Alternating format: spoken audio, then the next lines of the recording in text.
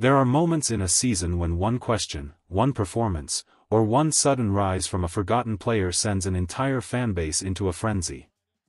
And this week, the Eagles found themselves right in the middle of that storm.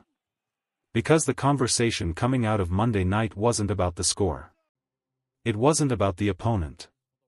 It was about something much bigger. Have the Eagles stumbled upon a game-changing force, or watched the future slip away before it even arrived? That's where our story begins. The flood of questions rolled in the moment the final whistle blew, questions about the defense, the secondary, the future of this roster, and especially one name nobody expected to be the headline of Week 11, Jalen Phillips. Just months ago, his future felt stuck in uncertainty, a trail of injuries trailing behind him like shadows he couldn't escape. Achilles. ACL. The kind of setbacks that break players long before they reach their potential. But on Monday night, he didn't look broken. He looked reborn. He didn't just rush the passer, he tore through the Green Bay pocket like a man trying to reclaim something the game once took from him. He didn't just create pressure, he tilted the field, forcing Jordan Love off balance, disrupting timing, reshaping the entire rhythm of the Packers' offense. And for the first time in a long time, fans couldn't help but ask, if he keeps this up, do the Eagles have to keep him? The truth is complicated. Teams will hesitate because of the medical history, anyone would. But talent speaks loudly, and on Monday, his talent screamed. A performance like that doesn't just earn attention, it commands it. If he strings together more games even close to that level, he'll have the entire league knocking. And yes, he might price himself out of Philadelphia. But that's the reality of this game, sometimes, excellence becomes too expensive. And if that day comes, a compensatory pick may be the only parting gift.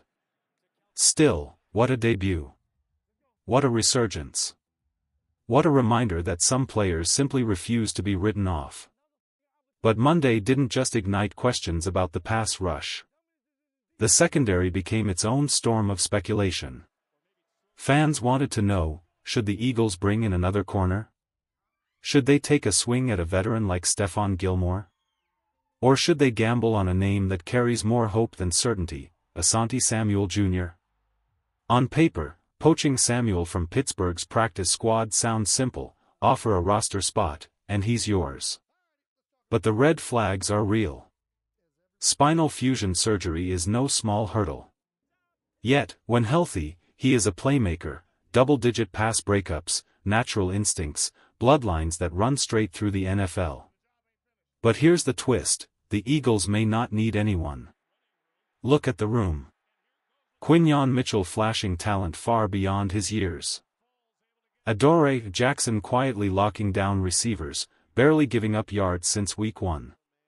Keely Ringo growing with every snap. Jacorian Bennett finally healthy. Michael Carter stabilizing the slot. Cooper DeJean offering versatility everywhere. For the first time in months, the Eagles' corner situation doesn't feel like a fire drill. It feels stable. Even strong. Yes, Jackson had a moment near the goal line that made fans want to throw something at the TV, but every corner has those moments. And since that stumble, he's tightened up. He's responded. And that matters. Then the conversation moved to the question everyone was afraid to ask, is this offense running out of ideas? Monday's struggles weren't entirely unexpected, they faced a tough defense. But the lack of creativity? The inconsistency? That handoff left, handoff right, short pass routine that felt more like survival than strategy? That's harder to ignore. Because defenses aren't just beating the Eagles, they're predicting them. And if this offense doesn't evolve soon, if it doesn't rediscover the fire that once made it unpredictable, explosive, dangerous. Panic mode won't be a switch, it'll be a reality. Some games don't just test a team's strategy, they test its soul. And Monday night in Green Bay was one of those games. The cold wasn't just cold. It was the kind of cold that bites through gloves, stiffens fingertips, freezes breath midair, a real feel of 17 degrees with winds cutting across the field like knives. Every throw felt like pushing a rock through a hurricane. Every run felt like dragging your body through resistance. Those conditions alone change everything. The playbook shrinks, aggressiveness fades, and the game becomes a battle not of talent, but of survival. But here's where the story gets interesting. Even in that brutal weather, the Packers' defense was every bit as good as advertised. You can blame the temperature. You can blame the wind. But sometimes, you have to give credit to the opponent. Green Bay didn't stumble into being a top-end defense.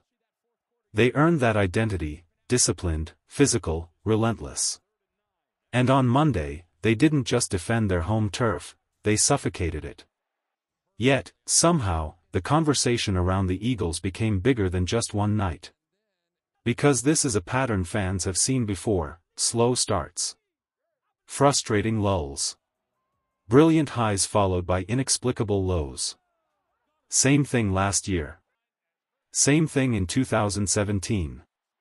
This team rarely peaks early, they build their identity over time, and sometimes it takes until December for everything to click.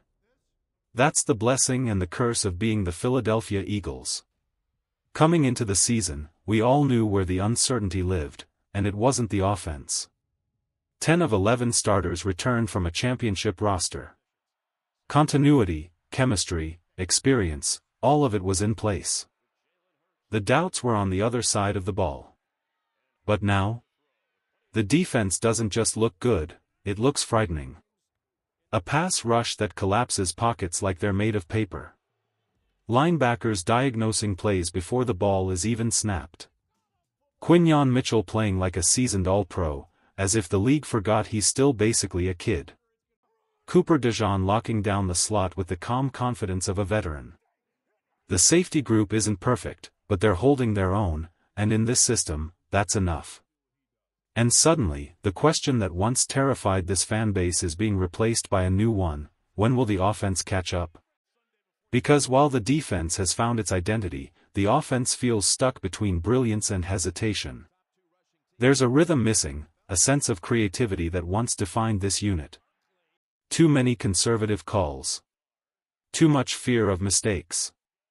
Too little trust in the explosiveness this roster is built for. They were electric before the bye, Jalen Hurts throwing for over 300 yards against Minnesota, then the run game erupting for nearly 300 yards the following week. The potential is still in there. But coming out of the bye against a great defense, in brutal weather, the spark faded again. The truth? Detroit awaits, and they won't go easy. But even the offensive inconsistency isn't the biggest storyline anymore. It's the drama surrounding one of the most talented players this franchise has ever seen, A.J. Brown. And this one hurts. Because inside the locker room, he's respected. Loved. A captain not because of talent, but because of presence. He works, he leads, he cares. But when a team is 7-2, when you're sitting on top of the NFC, when a Super Bowl return is a realistic part of the conversation, constant public frustration creates cracks. Every comment becomes a headline. Every quote becomes fuel.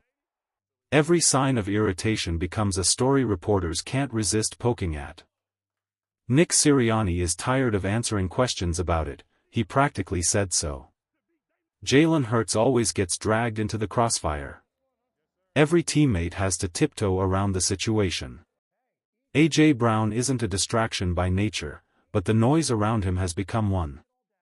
And here lies the painful truth fans are afraid to even whisper: if the noise gets too loud, if the tension becomes too heavy, the Eagles could consider trading him after the season. Not because they want to, but because sometimes the storm becomes bigger than the player. And if that day ever comes, he won't be sent to a contender. Teams don't reward frustration, they manage it. The Jets. The Browns. Places where receivers go to disappear. Because for all his brilliance, and he is brilliant, the way he occasionally handles his frustration toward Jalen Hurts has rubbed some people the wrong way. He is special. He is elite. He is irreplaceable on the field. But in a locker room fighting for unity and a championship window, the smallest crack can become a fault line. And the Eagles know it. The A.J. Brown conversation didn't end with frustration. It grew into something heavier, something that lingered over the team like a shadow. Because the truth is simple, no one in the media created this noise. A.J. created it himself. Every sideline outburst. Every cryptic post. Every moment of visible frustration. These weren't imagined. They weren't exaggerated. They were real, and they came straight from the source. And that's what makes this so complicated. Fans often want to blame the media, accuse them of stirring drama, but the media isn't on his live streams. They're not the ones pacing the sideline, jawing at teammates or tossing helmets. That's AJ. And even those who adore him, who know what he's capable of, can't ignore the fact that sometimes, his words create storms the team must weather. But before the team can even catch its breath, the next wave of questions comes crashing in. The offense has looked stale at times. Predictable. Safe. Like a machine trying to run with gears that don't quite fit. And so the question arose, should the Eagles bring in Brian Daboll? A spark plug of creativity. A proven offensive architect. A coach who knows how to unlock quarterbacks and twist defenses inside out. The idea is tempting, dangerously tempting, but also unrealistic. You can't rip out and replace an offensive coordinator mid-season. Not on a winning team. Not in a system as complex as Philadelphia's. Not with a roster this talented and a playoff run on the horizon. Switching coordinators in December isn't a solution, it's desperation. And the last time this organization tried to make an emergency switch, from Desai to Patricia, the defense didn't just stumble, it collapsed. And Daboll? He doesn't run the Eagles' scheme. He doesn't speak their offensive language. You can't teach an entirely new system in a matter of weeks. So yes, Kevin Patullo has flaws. He can be too cautious, too predictable, too quick to pull back instead of pushing forward. His play sequencing sometimes feels like he's calling plays with one foot on the brake. But this is the hand they're riding for the rest of the season. All they can hope is that experience sharpens him, not exposes him. But the focus must shift, because Detroit is coming. And their backfield isn't just good, it's one of the most dangerous duos in the league. Sonic and Knuckles. Speed and power. Lightning and thunder. Jahmyr Gibbs moves like he's floating, slicing through holes with patience and exploding into daylight with the kind of burst that leaves defenders reaching for shadows. His cuts, sharp. His vision, elite. His acceleration, lethal. Then there's David Montgomery, the hammer to Gibbs' lightning. He runs with anger. With purpose. With the sort of physicality that challenges defenders to survive the collision rather than win it. Stopping Detroit's ground attack won't just be a part of the game plan, it is the game plan. Because if you allow Gibbs to hit the edge, or let Montgomery grind out 4, 5, 6 yards at a time, it won't matter how good your corners are or how strong your pass rush becomes. This is the type of matchup that tests discipline. Tests toughness. Tests identity. And right now, the Eagles' defense looks ready for the fight.